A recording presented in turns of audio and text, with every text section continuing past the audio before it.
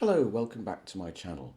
Now this is just a short little video for those people, my regular subscribers who are interested in film. And I thought I'd alert you to something that I've put on my website today. It's a little list of my 100 favourite film directors ranked into groups of 10.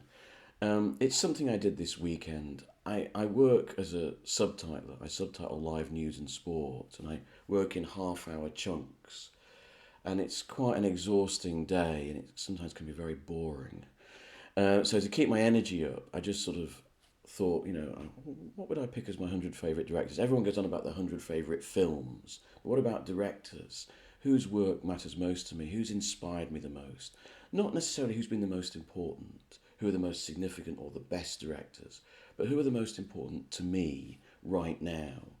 And I sort of doodled down a list, and I sort of changed it around a bit just to keep myself going between programs. And now I've published it. I thought it might be of some interest to my regular subscribers. The other reason I published it is because, Jonathan Rosenbaum, the famous American film critic, talked about this, that often film critics or people who talk about film, they talk as if they're the last word on every film, that this film's terrible, this film's great, you should be watching this. But what you don't know quite often, where are they coming from? What are their tastes? What's their take on film?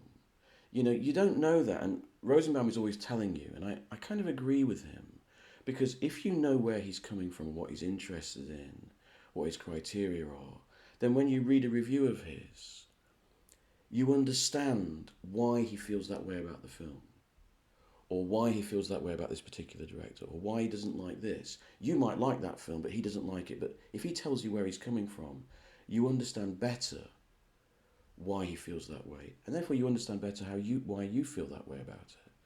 I think it's quite important to let people know where you're coming from. So I thought this might be an interesting way for regular subscribers to get a feel for, where this guy is coming from and who are his favourite filmmakers.